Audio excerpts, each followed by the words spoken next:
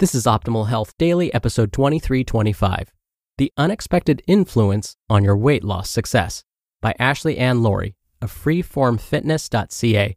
And I'm Dr. Neil, your very own personal narrator.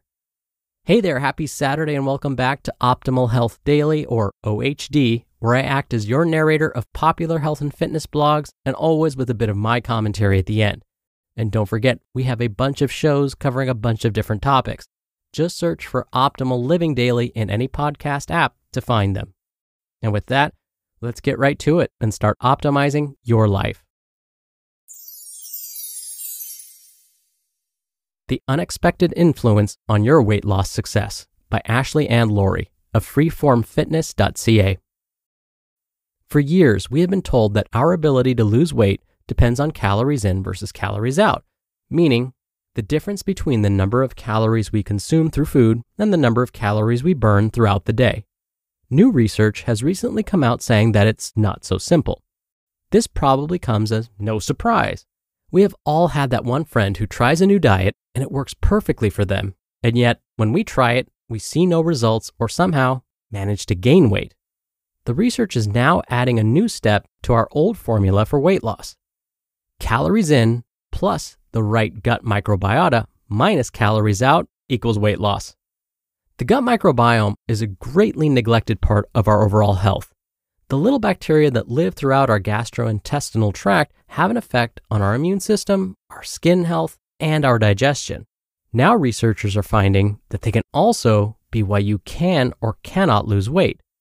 Having the right ratio of specific microbiota has been observed to be critical for weight loss. A recent study looked at the stool samples of individuals on the new Nordic diet, which is a high-fiber diet, when compared to a standard Danish diet, which is high in protein and fat. It found that people were only successful at losing weight if they had higher Prevotella bacteria to Bacteroides bacteria. If they didn't have the right ratio, they saw little to no weight loss, despite the fact that they were on a diet. An interesting fact about these two different kinds of gut microbiota. Bacteroides are found in larger quantities in the stool samples of individuals from North America, while Prevotella are in abundance in the stool samples of individuals who are not from North America. Bacteroides feed on things like fatty foods and meat, while Prevotella feeds on high-fiber fruits and vegetables. The gut microbiome, the interwoven workings of the various bacteria living throughout our gastrointestinal tract, is incredibly complex. There are many different genera of gut bacteria, each with its own role in the body.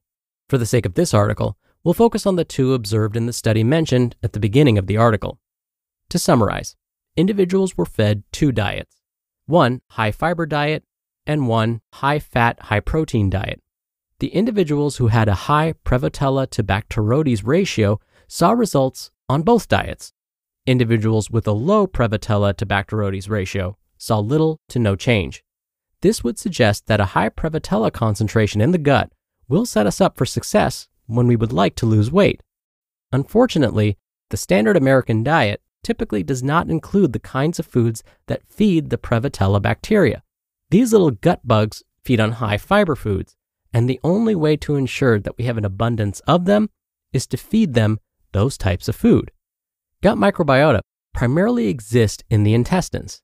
Here, most of the simple carbohydrates like mono and disaccharides like fructose or fruit sugar, galactose or dairy sugars, and glucose, table sugar, maltose, sugar that comes from cereals and barley, have already been absorbed earlier on in the digestive system. All that's left to feed on are the more complex molecules like those found in high fiber foods or proteins and fats. Prevotella likes the oligo and polysaccharides found in starchy carbs like potatoes and certain plants like asparagus, artichokes, and other roughage. So, if we're eating diets that are composed of highly processed and refined foods, we will be increasing our number of Bacteroides and leaving our Prevotella to starve. Other bonuses to a healthy gut microbiome. The bacteria in our gut are developed very early on.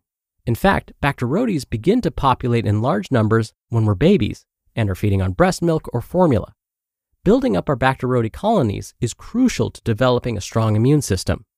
Yes, we did just say that Bacteroides are beneficial as well. The important thing to remember from the ratio study is that it is a ratio. Yes, we need to build up higher quantities of the Prevotella bacteria, but we also must maintain a population of Bacteroides so that we have a flourishing gut microbiome. Right now, many of our weight problems may be caused by an unhealthy balance of microbiota due to our diet that's high in simple carbs, overly processed, and refined foods. What you can do now. The best way to benefit from this knowledge is to start putting it into practice. Include high fiber foods like artichokes, pumpkin, lentils, split peas, kidney beans, oats, chia seeds, almonds, and avocado, to name a few. Make sure your plate has a variety of food sources to ensure the large variety of gut bacteria are all getting their fair share of food. You just listened to the post titled, The Unexpected Influence on Your Weight Loss Success by Ashley and Lawrie of freeformfitness.ca. Business owners know that hiring the right people can be a real challenge. Make it easier with Indeed.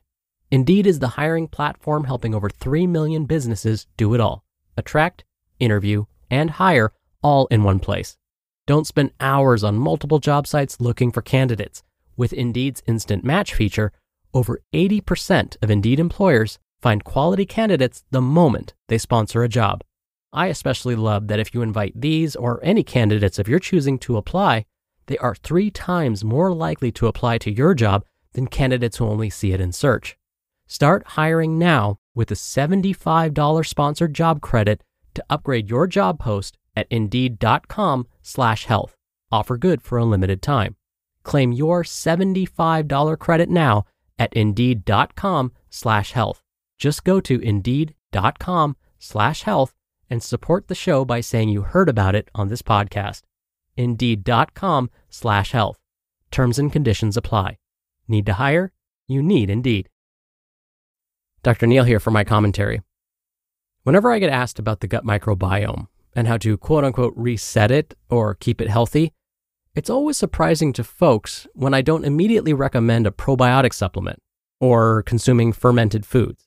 Instead, I give the advice that today's author mentioned in today's article. Eat high-fiber foods more often.